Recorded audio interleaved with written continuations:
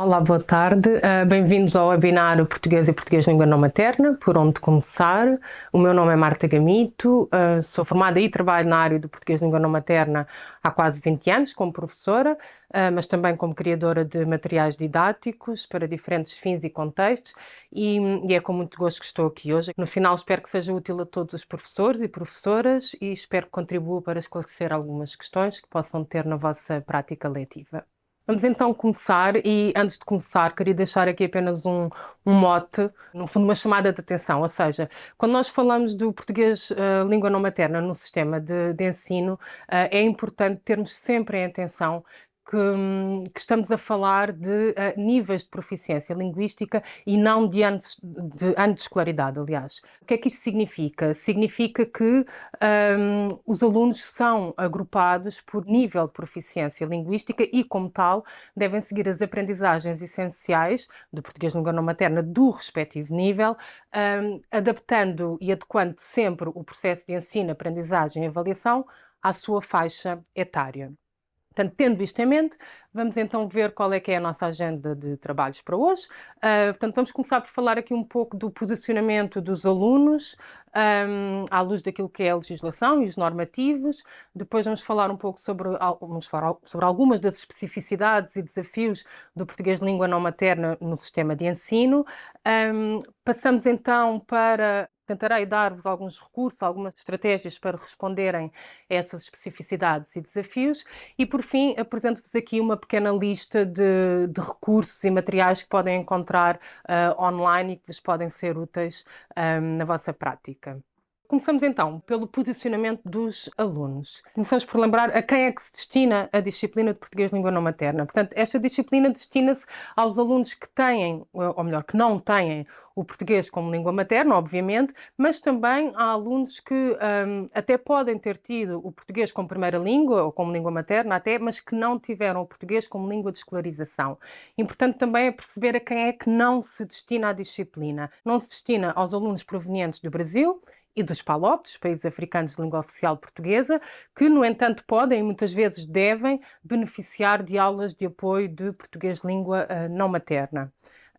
Portanto, os alunos são posicionados no nível nos níveis de iniciação, A1, A2, ou no nível intermédio, no nível B1, em grupos constituídos no mínimo por 10 alunos, sendo que os alunos podem ser agrupados no mesmo grupo, independentemente do seu nível de proficiência linguística, ou seja, um grupo, uma turma de português de língua não materna pode ter alunos de diferentes níveis de proficiência linguística, ou são agrupados na sua turma, nos tempos letivos da disciplina de português, quando não se verifica este mínimo de 10 alunos. O que é que acontece aos alunos posicionados no nível avançado, B2, C1? Portanto, estes alunos não beneficiam das aulas de apoio de português de língua não materna e eu aqui quero chamar a atenção para uma questão bastante importante, e que é, em média, são precisos cerca de 5 anos para adquirir uma língua como língua de escolarização. Isto significa que, muito dificilmente, mas muito dificilmente mesmo, um aluno posicionado no nível B2 será capaz de acompanhar as outras disciplinas do currículo e, portanto, estes alunos devem, sempre que possível, continuar a beneficiar de apoio de português de língua não materna. Como é que os alunos são integrados na disciplina? Portanto, vai caber à escola proceder a uma avaliação do conhecimento da língua portuguesa assim que o aluno ingressa no sistema de ensino. Como? Ativando as três medidas de acolhimento. A primeira passa pela organização do processo individual e escolar do aluno. Esta é uma medida eminentemente administrativa. Depois, uma segunda medida é a criação de uma equipa multidisciplinar e multilingue. E, por fim, a aplicação dos testes de diagnóstico de proficiência linguística. Relativamente à equipa multidisciplinar e multilingue, portanto, esta equipa tem como objetivo analisar, propor, desenvolver estratégias que facilitem a integração do aluno, sendo que uma das responsabilidades desta equipa é precisamente a avaliação diagnóstica de proficiência linguística. Como é que se faz esta avaliação diagnóstica?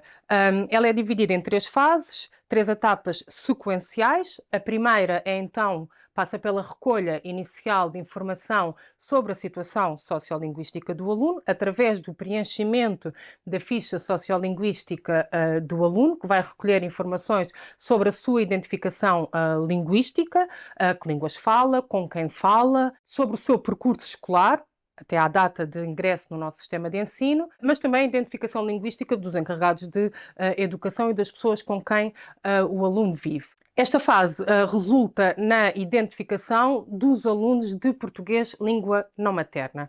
Passa-se então à segunda fase. A segunda fase é uma avaliação inicial. Esta avaliação inicial consiste numa observação informal do comportamento do aluno na escola, ou seja, como é que ele interage com os professores, com os colegas, sente-se seguro nessas interações, não sente, compreende, não compreende, e também por uma conversa espontânea com o aluno. Esta conversa é uma conversa curta e que deve tratar sobre aspectos básicos da socialização do aluno, dados pessoais, família, interesses pessoais, etc. Portanto, desta segunda etapa resulta o quê? Resulta a identificação dos alunos de grau zero, ou seja, os alunos que não têm nenhum conhecimento da língua portuguesa ou não estão aptos a comunicar em português. Estes alunos serão imediatamente posicionados no nível A1 e passamos então à terceira fase. A terceira fase consiste então na aplicação dos testes de diagnóstico de proficiência linguística. Portanto, os destinatários destes testes vão ser os alunos que já têm algum conhecimento de língua portuguesa estes testes têm como objetivo, por um lado, posicionar os alunos num dos 3 níveis de proficiência linguística, A1, A2, B1, por outro lado, também obter informações que permitam desenvolver formas diferenciadas de atuação pedagógica no ensino, quer do português de língua não materna, quer das outras disciplinas do currículo. No fim, deve ser elaborado um relatório de avaliação diagnóstica que deverá incluir informações relevantes que resultam de todo o processo, ou seja, da observação do comportamento do aluno na escola, na turma, mas também do seu comportamento durante a realização do teste de diagnóstico. Estes testes vão avaliar 2 competências: a competência da oralidade e a competência da escrita. Portanto, a competência da oralidade vai ser avaliada naquilo que é a compreensão oral e a produção e interação orais, e a componente escrita vai avaliar a compreensão escrita e a produção escrita, obviamente para alunos que estão alfabetizados. Os testes de diagnóstico, portanto, a DGE tem publicado os modelos de teste de diagnóstico no seu site, portanto, tem um teste para o primeiro e o segundo anos do ensino, do primeiro ciclo do ensino básico. Este teste é predominantemente oral, até porque, obviamente, os alunos que estão a ingressar no primeiro ano do ensino básico não têm necessariamente ainda contacto com a escrita. Tem um teste para os alunos do terceiro ao sexto ano do ensino básico e, por fim, um terceiro teste para os alunos do terceiro ciclo do ensino básico ao ensino secundário. Estes testes disponibilizados pela DGE estão efetivamente desatualizados. No entanto, eles são um instrumento importante para o professor aplicador ou para o professor ou grupo de professores que vai elaborar um teste de diagnóstico de raiz. E porquê? Porque eles têm um guião de apoio que é bastante útil. Este guião de apoio vai descrever uma série de pontos, portanto, para cada atividade vai descrever qual é o objetivo da atividade, vai descrever a atividade, dá instruções para a realização da atividade, também vai instruir sobre como preencher as folhas de registro e também dá orientações e especificações sobre como avaliar as atividades e cada componente. E, portanto, os testes em si são um instrumento que devem servir de apoio e de guia para quem decide ou adaptar estes testes existentes ou elaborar testes de raiz. O que é que acontece muitas vezes? Acontece que os resultados desta avaliação diagnóstica acabam por revelar níveis de proficiência diferentes entre as várias competências testadas. Provavelmente já muitos professores passaram por esta situação, é normal, mas isto pode criar então hesitações quanto ao nível de proficiência em que o aluno deve ser colocado. Portanto, neste caso, os alunos devem ser posicionados sempre no nível mais baixo de proficiência linguística. Ou seja, se eu tenho um aluno cujo resultado na competência oral é A1, mas na competência escrita é B1, não há hesitações, o aluno deve ser posicionado no nível A1. E porquê? Porque é sempre possível, durante o ano letivo, os alunos transitarem de nível, no entanto, não é possível retrocederem. E, portanto, em qualquer momento do ano letivo, o professor pode aplicar um teste intermédio e o aluno, tendo um resultado positivo, pode então progredir de nível. Outro normativo importante aqui sobre o posicionamento dos alunos na disciplina é o despacho número 2044 de 2022, de 16 de fevereiro, que vem estabelecer as normas destinadas a garantir a integração, a integração progressiva dos alunos recém-chegados ao sistema educativo. E, portanto, se até à data deste despacho, os alunos substituíam a disciplina de português pela disciplina de português de língua não materna e imediatamente passavam a frequentar as restantes disciplinas do currículo, independentemente do seu grau, do seu nível de proficiência ou até da capacidade para compreender e acompanhar o conteúdo. Este despacho vem então valorizar a língua portuguesa como língua de escolarização e vem-nos dizer que, em vez de estes alunos frequentarem em pleno as outras disciplinas do currículo, podem então ter um reforço da língua portuguesa para desenvolverem um nível mínimo em português e desenvolverem também algum conhecimento da língua como língua de escolarização para depois então começarem a acompanhar as outras disciplinas do currículo. E, portanto, estes alunos podem frequentar parcialmente o currículo, têm de frequentar algumas disciplinas, cabe à escola decidir que disciplinas estes alunos vão frequentar e depois, no tempo de dispensa das restantes disciplinas, eles estão então a frequentar atividades de aprendizagem do português língua não materna, como língua de escolarização, e ao mesmo tempo este despacho vai convidar, incentivar as escolas a promoverem atividades que potenciem a imersão linguística e a inclusão do aluno na escola e na comunidade. E estas atividades de integração devem promover a familiarização com o espaço escolar, com a sua utilização, incentivar o contacto do aluno com falantes nativos, sobretudo com os colegas, valorizar a língua materna e a cultura do aluno, valorizar a diversidade e fomentar a participação dos alunos, assim como o seu sentido de pertença à comunidade, e também promover o envolvimento dos pais ou dos encarregados de educação. Passamos então aqui às especificidades e desafios do português de língua não materna no sistema de ensino. Como já vimos, o ensino do português de língua não materna deve ter em consideração que aqui o português é língua de comunicação e língua de escolarização, ou seja, as práticas pedagógicas da disciplina devem conduzir à aquisição das competências comunicativa e cultural, língua de comunicação, e também de uma competência específica em português como língua de acesso ao currículo. Isto significa que é muito importante que haja um trabalho próximo e colaborativo entre o professor de português, língua não materna, e os professores das outras disciplinas. E, portanto, este trabalho é um trabalho essencial para promover e para atingir os objetivos de aquisição da língua como língua de escolarização. E, portanto, os professores em conjunto,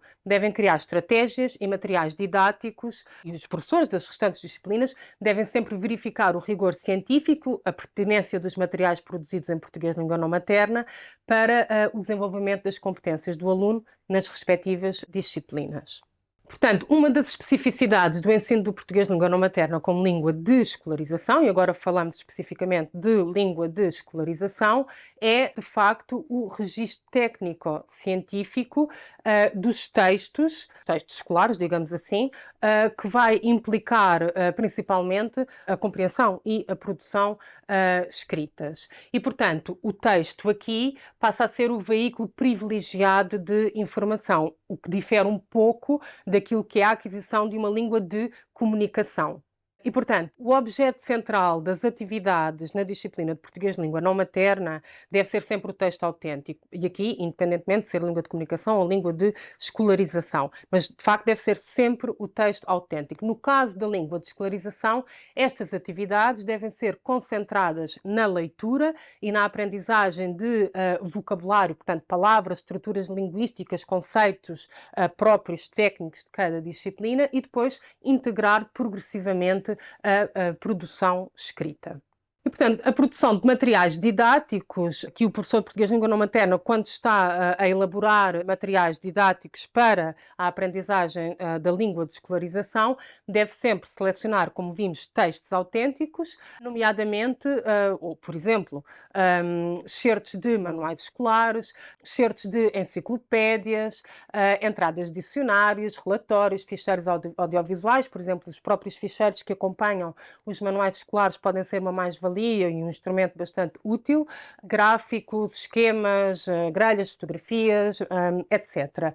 Relativamente às ciências sociais e humanas, portanto, e aqui faço à parte, de facto nós sabemos que as ciências exatas e as ciências humanas diferem em diversos aspectos, obviamente, mas sabemos que o discurso das disciplinas das ciências exatas é um discurso eminentemente expositivo ou argumentativo, sem grandes redundâncias, sem grandes paráfrases, tem um vocabulário muito específico, portanto, com uma rede lexical básica e recorre muito a objetos e a representações não linguísticas para ilustrar definições ou conceitos. O discurso nas ciências humanas, nas ciências sociais e humanas, é diferente, como sabemos, e, portanto, neste caso, é um discurso que depende muito da competência linguística, que requer um conhecimento muito mais explícito da língua, assim como terminologia de análise estética e muitas vezes literária, e também, nesta área, o recurso a pistas não verbais é muito mais limitado do que nas ciências exatas. E isto é importante porquê? É importante porque na hora de eu selecionar textos autênticos na área, portanto, na área de disciplinas das ciências humanas e português, eu devo ter em atenção que os meus critérios têm de ser critérios linguísticos, portanto, eu vou olhar para os textos e vou selecionar os textos baseada em critérios linguísticos. Estes textos devem ter um predomínio de vocabulário frequente no português corrente, devem ter também um predomínio de frases que respeitem a ordem regular dos constituintes, portanto, sujeito, verbo, objeto. Devem ter referências específicas a situações e processos, com uma relativa independência face a contextos culturais ou históricos específicos e com uma ocorrência esporádica de figuras de linguagem. Portanto, estes são critérios que devem ser seguidos para selecionar textos autênticos na área das ciências sociais e humanas. E, portanto, a prioridade nas aulas de português de língua não materna, portanto, como língua de escolarização ou dos níveis de iniciação até ao nível intermédio, nível B1, portanto, vamos fazer de forma progressiva. Os alunos devem começar por desenvolver a compreensão oral, até porque é essencial e é o primeiro contacto que o aluno tem com as outras disciplinas para poder acompanhar as aulas na sala de aula. Deve depois garantir a aprendizagem do léxico fundamental e da gramática base relativa às outras disciplinas do currículo e depois acrescentar progressivamente os termos técnicos, a sintase, as estruturas textuais próprias de cada uma das disciplinas, para depois, no nível intermédio, aí sim, desenvolver as diferentes competências e assegurar uma progressiva confluência com aquilo que são os objetivos e os conteúdos do currículo. Uma das principais características do português de língua não materna é a heterogeneidade dos grupos, e isto em qualquer contexto de ensino da língua. E, portanto, podemos sempre e devemos sempre esperar que haja uma heterogeneidade etária, uma vez que o desenvolvimento cognitivo não se faz a par do linguístico, contrariamente ao que acontece com a língua materna. Também uma heterogeneidade linguística. Sabemos que o português de língua não materna vai sempre incluir alunos falantes de diferentes línguas maternas, umas mais próximas, outras mais distantes, da língua portuguesa, alunos em diferentes fases de aquisição de a língua, que usam o português em determinados contextos e com um grau de frequência desigual, portanto, isto fora da sala de aula e fora da escola, portanto, há alunos que contactam muito mais com a língua portuguesa do que outros, e também com diferentes capacidades individuais, como qualquer pessoa. E também devemos sempre esperar uma grande diversidade e heterogeneidade culturais e, portanto, estes alunos vão sempre trazer diferentes representações e expectativas em relação à escola. Isto resulta no quê? Vai sempre resultar em ritmos de progressão distintos, pelo que o professor deverá sempre procurar adequar a sua metodologia ao perfil linguístico e sociocultural do aluno. No entanto, o que é que acontece no nosso sistema de ensino? Acontece que esta heterogeneidade da qual eu estava a falar e que é expectável, mas acontece que as turmas de português de língua não materna são demasiado heterogéneas. Isto é uma camada de complexidade que já não seria tão expectável. Acontece que vai também, ou melhor, vai também acontecer, como nós sabemos, várias situações em que há um ensino simultâneo do português e do português de língua não materna, ou seja, aquilo que eu chamo turmas mistas, não é? Digamos assim, em que o professor de português acaba por ser simultaneamente professor de português e de português de língua não materna no mesmo tempo letivo, na mesma turma. E depois perguntam-me, e quais são os benefícios desta heterogeneidade excessiva, digamos assim? Um benefício que existe, e é inegável, é de facto a oportunidade, portanto, é uma oportunidade para promover o pluralismo e o desenvolvimento de competências interculturais, quer nestes alunos, quer em todos os alunos. Portanto, no entanto, é claro que os constrangimentos, parece-me claro que os constrangimentos superam os benefícios. E, por exemplo, para os professores, é natural que haja uma enorme dificuldade em planificar as aulas, em definir objetivos e selecionar conteúdos adequados a cada aluno ou grupo de alunos e também em desenhar estratégias pedagógicas diferenciadas, lá está, novamente, para cada aluno ou grupo de alunos. Além de se confrontar muitas vezes com uma escassez de recursos didáticos para, mais uma vez, responder a uma estratégia pedagógica mais individualizada. Para os alunos acabam por sentir que não estão não estão a receber um apoio adequado às suas necessidades e às suas características e muitas vezes acontece que os alunos acabam por receber os mesmos conteúdos, utilizando os mesmos materiais, com as mesmas atividades, independentemente daquilo que são as suas características individuais e do seu nível de proficiência linguística.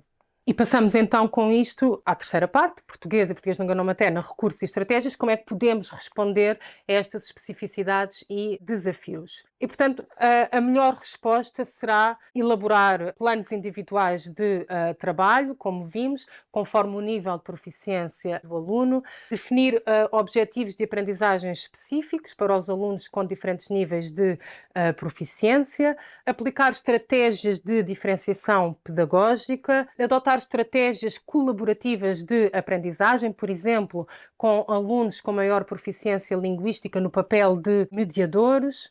Por exemplo, adotar metodologias ativas de aprendizagem, como, por exemplo, a aprendizagem baseada em projetos, e também diversificar os materiais e recursos em função das características específicas dos alunos. Portanto, no todo, estas estratégias promovem uma aprendizagem mais autónoma e mais virada para objetivos específicos, o que, por um lado, é motivador para os estudantes e, por outro lado, poderá facilitar bastante o trabalho do professor.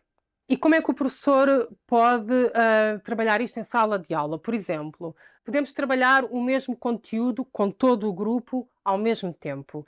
Isto significa que, neste caso, esta estratégia vai incluir todos os alunos, independentemente do nível de proficiência, do ano de escolaridade e da idade, e ela passa por uma abordagem comum, portanto, começa-se com uma abordagem comum para todos os alunos, depois pela realização de tarefas e atividades diferenciadas, e aqui já conforme as características dos alunos, que depois se poderão desdobrar para outras atividades mais individualizadas para determinado aluno ou grupo de alunos. Outra forma que eu posso adotar para trabalhar com o meu grupo é trabalhar com um grupo enquanto os outros trabalham autonomamente, ou seja, estamos aqui a falar da estratégia rotativa. E, portanto, após o momento inicial de instrução orientada, o professor vai trabalhar rotativamente com um grupo de nível, enquanto os outros alunos trabalham individualmente ou em grupo de forma autónoma. Aqui um exemplo, por exemplo, eu posso então planear uma aula, planificar uma aula à volta dos numerais, não é? E, portanto, eu vou ter o meu grupo A1 a trabalhar os numerais cardinais ou ordinais, vou ter o meu grupo A2 a trabalhar os numerais multiplicativos e com o grupo B1 eu vou trabalhar os numerais fracionários. Portanto, tudo isto são conteúdos previstos nas aprendizagens essenciais de cada nível e, portanto, isto por um lado facilita o meu trabalho quando eu estou a planificar a aula e, ao mesmo tempo que estou a responder aos conteúdos programáticos. Trago-vos agora aqui um exemplo daquilo que pode ser um trabalho realizado com todos os grupos de nível.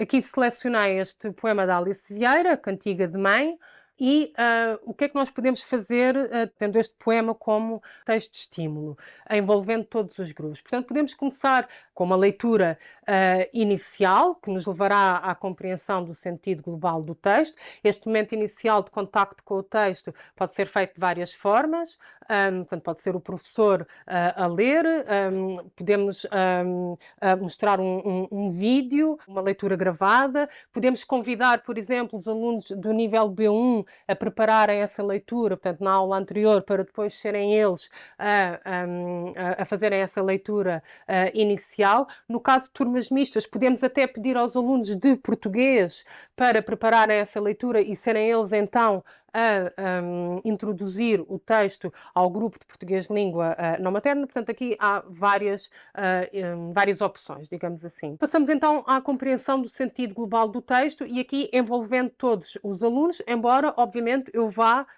orientar esta compreensão de acordo com o nível de proficiência deles. E, por exemplo, para o nível A1, eu poderei perguntar, por exemplo, este poema, a mãe está a conversar com o pai, o avô, o filho, e esperar que eles então deem a resposta. E aqui, e depois passa então para o nível A2 e depois para o nível B1. E, portanto, todos os alunos estão a participar conforme aquilo que é esperado do seu grau, do seu nível de proficiência. A partir deste texto posso trabalhar a rotina diária, portanto o campo lexical que eu vou trabalhar será a rotina diária. Dentro da rotina diária eu posso trabalhar as rotinas pessoais, rotinas familiares, atividades habituais com a família, rotinas relacionadas com a escola, enfim, na verdade é bastante,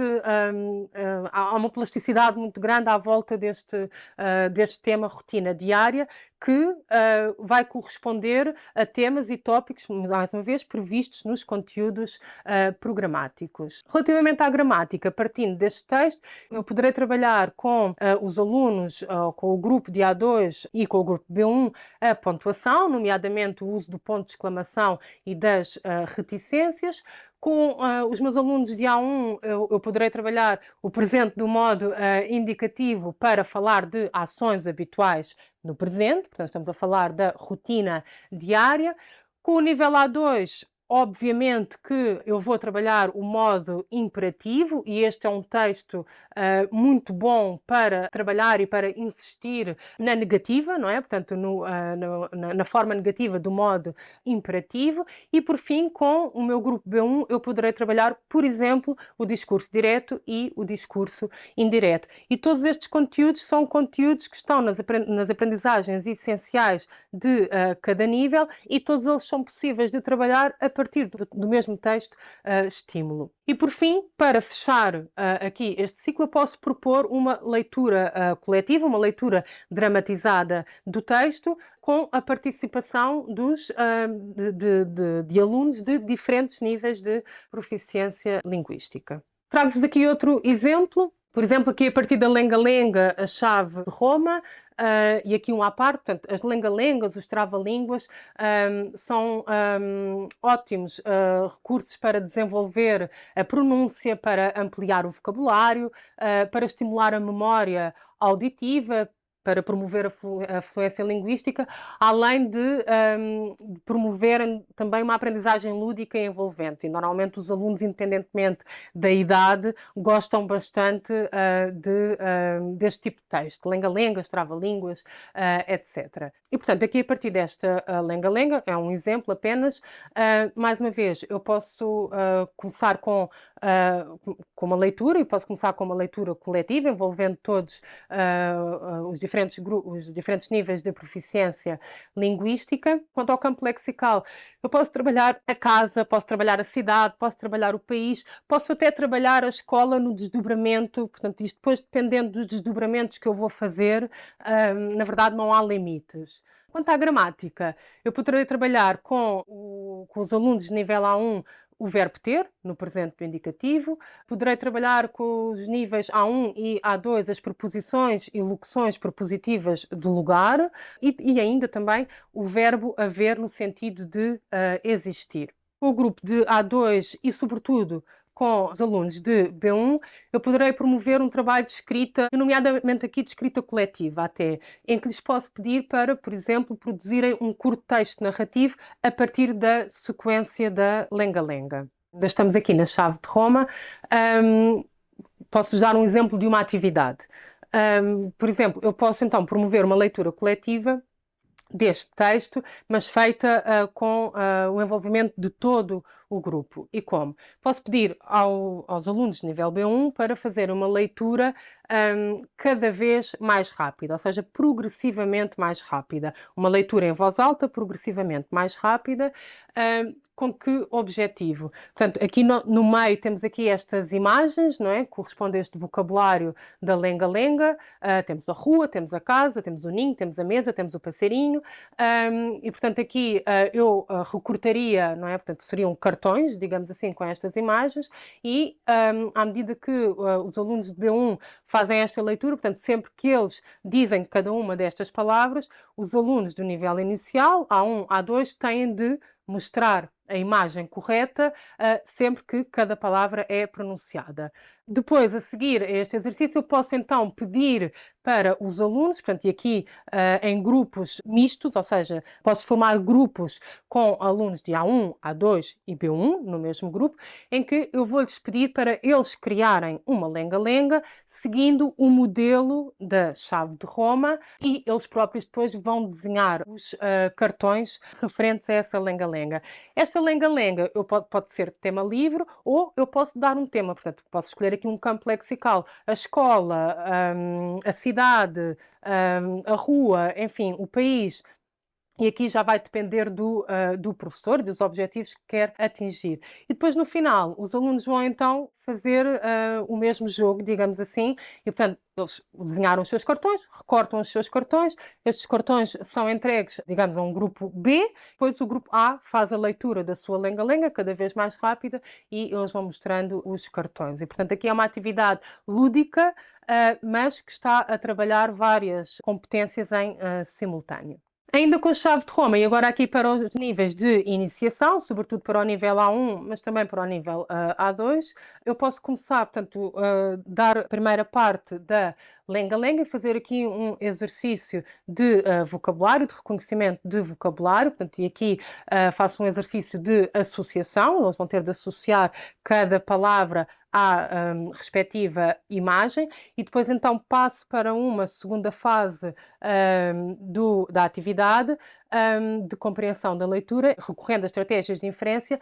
Os alunos vão então completar a lenga-lenga com as palavras que trabalharam na primeira parte da atividade. Estas imagens que estão aqui são imagens, digamos, mais infantis, não é? Portanto, eu olho para elas e associo-as mais, talvez, ao primeiro ciclo do ensino básico, por exemplo.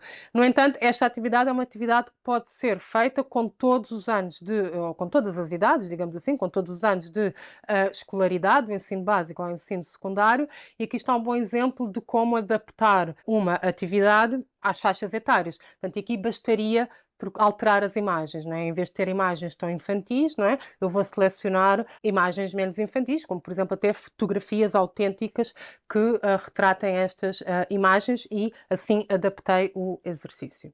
Por fim, para terminar aqui esta terceira parte, trago-vos aqui algumas estratégias para a aprendizagem do português língua não materna em todas as disciplinas. Estas estratégias que aqui estão não foram elencadas por mim, fazem parte da minha própria reflexão enquanto profissional na área, mas na verdade elas foram elencadas por alunos de português língua não materna e vocês até podem aceder a elas na brochura Aprender Português em Todas as Áreas do Currículo, uma iniciativa da Fundação Aga Khan. Trouxe-as aqui porque não podia concordar mais com elas. E, portanto, elas passam por sensibilizar os alunos portugueses para a realidade dos alunos de português língua não materna, envolvendo-os na criação de condições e estratégias de inclusão.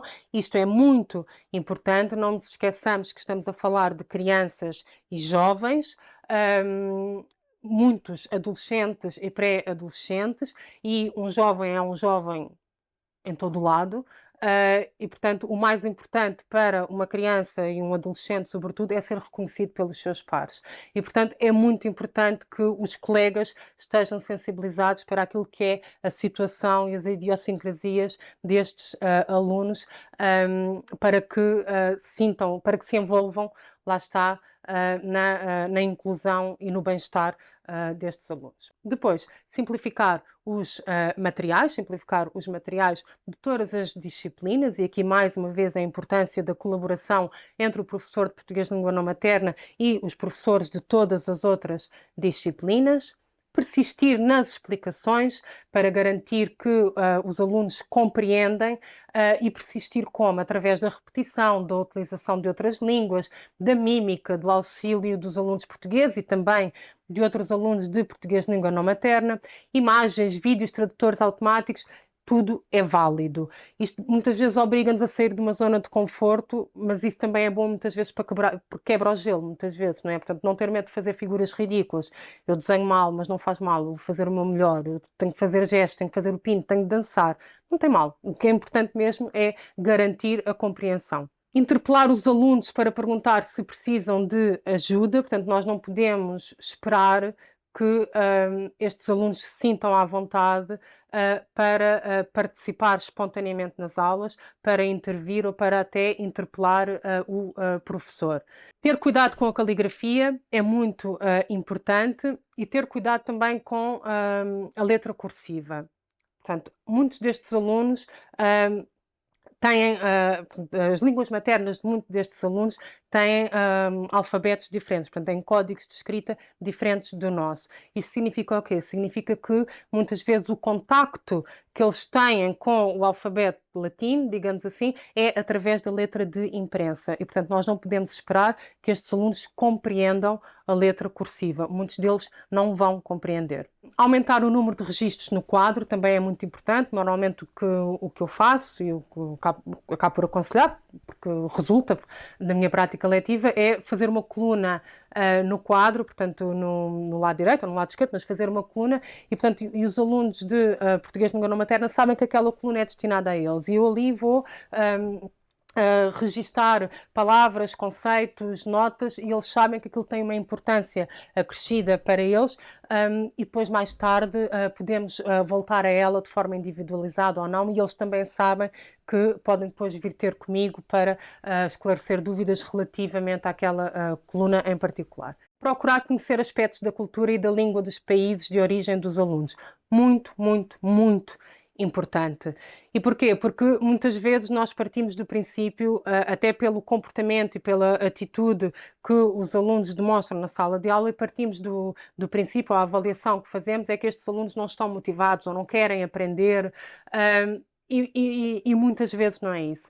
Portanto, por exemplo, nós não podemos esperar que um aluno chinês, e não só, atenção, estou aqui a dar o exemplo da China, é um exemplo que conheço bem, mas não podemos esperar que um aluno chinês intervenha nas aulas, participe nas aulas de forma espontânea, ou até que, quando interpelado, ele responda a essa interpelação de forma positiva. E também não podemos esperar que ele olhe, quando eu interpelo este aluno, que ele olhe para mim quando eu estou a falar com ele. Dificilmente vai acontecer. E porquê? Porque na cultura chinesa é uma falta de respeito olhar para as pessoas nos olhos, nomeadamente figuras de autoridade, sendo que na cultura chinesa o professor é uma figura de autoridade. E, portanto, este aluno que não está a olhar para mim quando eu estou a falar com ele, está a fazê-lo por respeito. E se eu não souber disto, não é, eu posso interpretar este comportamento precisamente como falta de respeito. Portanto, é muito importante nós conhecermos aspectos da cultura e da língua dos países de origem dos alunos. Por fim, deixo-vos aqui alguns recursos e materiais didáticos, portanto, que podem encontrar online. Temos aqui, primeiro, documentos orientadores para o ensino e aprendizagem do português língua não materna e as aprendizagens essenciais. Portanto, tudo isto está disponível no site da DGE. Aqui os tais modelos de testes de diagnóstico em português língua não materna. Também o Portfólio Europeu de Línguas, que é um documento de autoavaliação, portanto, para o aluno, neste caso, que permite ao aluno autorregular as suas aprendizagens e registar todas as aquisições linguísticas, experiências interculturais relevantes. Vale a pena consultar e utilizar o Portfólio Europeu de Línguas, até porque também está adequado às faixas etárias dos alunos. Depois aqui há alguns recursos para o ensino do português de língua não materna como língua de escolarização. E aqui, nomeadamente, falei dele há pouco, sobre esta brochura, Aprender Português em Todas as Áreas do Currículo, Estratégias de Cooperação, uma iniciativa da Fundação Aga Khan, vale a pena consultar. E, portanto, é um recurso que vem apoiar e ampliar uma reflexão entre professores no âmbito de estratégias que facilitam a integração e a apropriação do currículo por estes alunos, numa perspectiva de transversalidade da aprendizagem da língua, em interação com outras áreas do currículo. Portanto, fala de experiências concretas aplicadas no terreno. Vale a pena consultarem a brochura, o próprio boletim e também o vídeo. Portanto, há um pequeno documentário disponível que vale a pena verem e consultarem. Depois podem encontrar alguns materiais que podem auxiliar na elaboração de materiais para a disciplina de português de língua não materna, e aqui tem alguns recursos. Portanto, a página do Camões IP disponibiliza vários recursos didáticos. Também vale a pena consultar a página do Estudo em Casa, da disciplina de português de língua não materna, que acaba também por oferecer vários cursos audiovisuais, mas também algumas fichas de trabalho. Também a Ciberescola, provavelmente vocês já conhecem muitos destas páginas. O IPOR, o Instituto Português do Oriente, aqui nesta página Sala de Aula, também disponibiliza vários recursos didáticos para todos os níveis de proficiência linguística. Tem também esta página de coordenação de ensino do português na Alemanha, que disponibiliza várias fichas de trabalho para os diferentes níveis de proficiência linguística.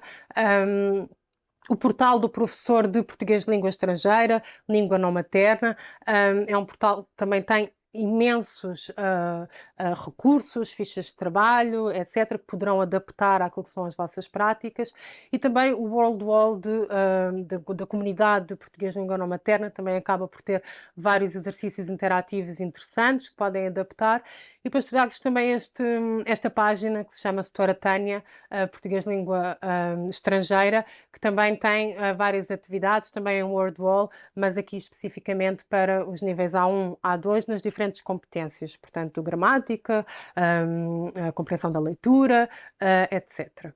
E por fim, trago-vos aqui algumas sugestões de páginas de recursos online onde podem selecionar textos e estímulos autênticos para criarem materiais. Trago especificamente estes, há imensos, mas trago especificamente estes. Aqui por um lado, jornais e revistas, podcasts, vídeos. O site da RTP Play tem, de facto, imensos recursos, imensos podcasts que podem explorar e utilizar. O Zig-Zag também, não é? Portanto, para um público mais infantil ou juvenil, ainda que tenha muitos recursos que podem ser aplicados até ao nível secundário. O Jornalíssimo é um jornal sobre a atualidade, é um jornal feito por adolescentes e por jovens adultos e, portanto, é interessante a atualidade vista na ótica de um público mais jovem. O P3, a Visão Júnior, claro, a Rádio Miúdos, que aliás tem também o canal Miudinhos para um público até aos 6 anos, o que também pode ser interessante de explorar.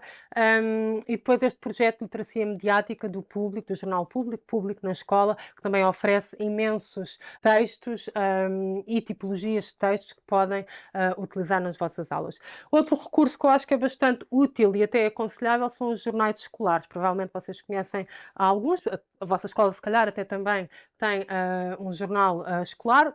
Trago-vos aqui estes como exemplos, chamar a atenção aqui para este primeiro no topo, Novos Horizontes, porque é um jornal produzido por alunos de português de língua não materna, precisamente, e, portanto, os textos de jornal são textos nos quais certamente os vossos alunos se vão rever pelas experiências que contam, pela perspectiva que trazem, etc. E, portanto, terminamos aqui este webinar. Espero que tenha sido útil. Muito obrigada pela vossa atenção e até à próxima.